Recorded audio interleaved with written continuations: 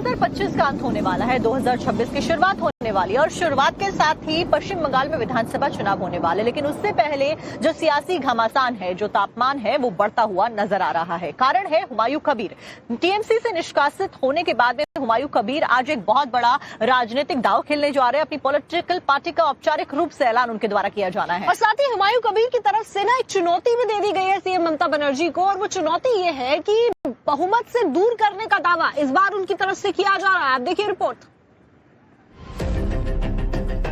पश्चिम बंगाल में आज राजनीतिक गहमागहमी तेज रहेगी। मुर्शिदाबाद के बेलडांगा में बाबरी मस्जिद की नींव रखने वाले हुमायूं कबीर आज अपनी नई पार्टी लॉन्च करने वाले हैं। साथ ही उन्होंने 170 से 175 सीट पर विधानसभा चुनाव लड़ने का भी दावा किया है। वो मंडे में जो 70 से 75 स्टेट कमेटी डिक्लेयर करेगी ओनली फॉर, मेरे ख्याल से तो 135 सीट को ऐलान किया, लेकिन मेरा लग रहा है जो फिर ज्यादा सीट बढ़ेगी वो 170 तक 75 तक चुनाव में उम्मीदवार खड़ा हो सकता। हुमायूं कबीर आज अपनी पार्टी का औपचारिक ऐलान करेंगे। इस मौके पर 4 लाख से ज्यादा लोगों के आने की संभावना जताई जा रही है। प्रस्तावित जमीन के आसपास सभी दुकानें सज गई हैं।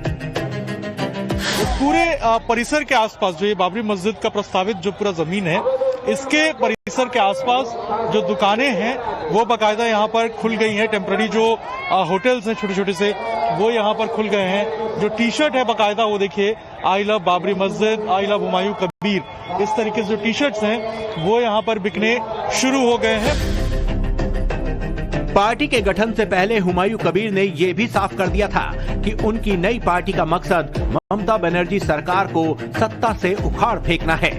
अब उनकी नई पार्टी के औपचारिक ऐलान के मौके पर जो भीड़ आ रही है, अगर वो वोट में कन्वर्ट होती है तो निश्चित ही हुमायूं कबीर पश्चिम बंगाल की सियासत के किंग मेकर साबित हो सकते हैं।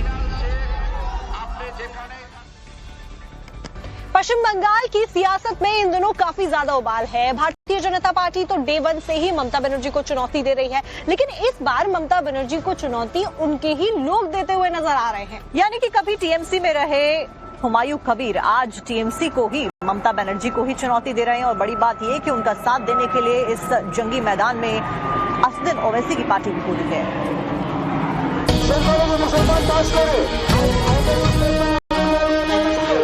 पश्चिम बंगाल में अगले साल विधानसभा चुनाव होने वाले हैं, जिनमें कुछ ही महीने बाकी हैं।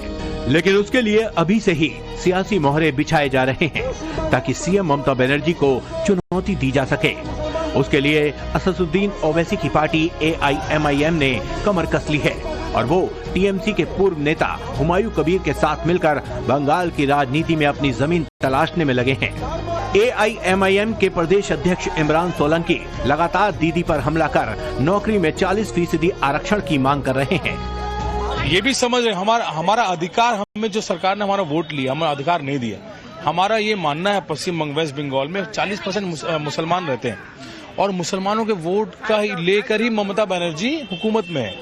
अगर मुसलमान वोट नहीं हो तो ममता हुकूमत में नहीं रहे, ममता टीएमसी हुकूमत में नहीं रहे। तो आज 40% मुसलमान बंगाल में, 40% हमें सरकारी नौकरी चाहिए।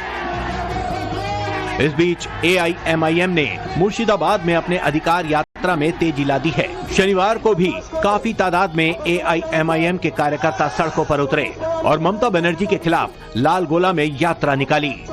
इस दौरान बीजेपी के खिलाफ भी कार्यकर्ताओं ने जमकर नारेबाजी की। मुर्शिदाबाद में अधिकार यात्रा ये चल रही है और इसके बाद अलग अलग जिलों में अधिकार यात्रा जो है वो AIMIM निकलने वाली है। बंगाल की राजनीति पे अधिकार यात्रा का क्या असर पड़ेगा ये तो वक्त बताएगा, लेकिन एक थर्ड फ्रंट जिसकी हम बात कर रहे हैं, जो बीजेपी और टीएमसी के जो गठबंधन और जो टीम है उससे अलग बनाई जा रही है। एक तरफ हुमायूं कबीर आज अपनी नई पार्टी बनाने जा रहे हैं तो दूसरी तरफ AIMIM ने बंगाल के दूसरे जिलों में भी अधिकार यात्रा निकालने का ऐलान कर दिया है। राजनीतिक कयास लगाए जा रहे हैं कि हुमायूं कबीर और ओवैसी एक साथ गठजोड़ कर चुनावी मैदान में उतर सकते हैं। बंगाल में थर्ड फ्रंट बनेगा या नहीं, ये तो आने वाला वक्त बताएगा। लेकिन जिस तरह से ममता के विरोध में सियासी हलचल बढ़ी हुई है, वो दीदी के लिए परेशानी का सबब बन सकती है।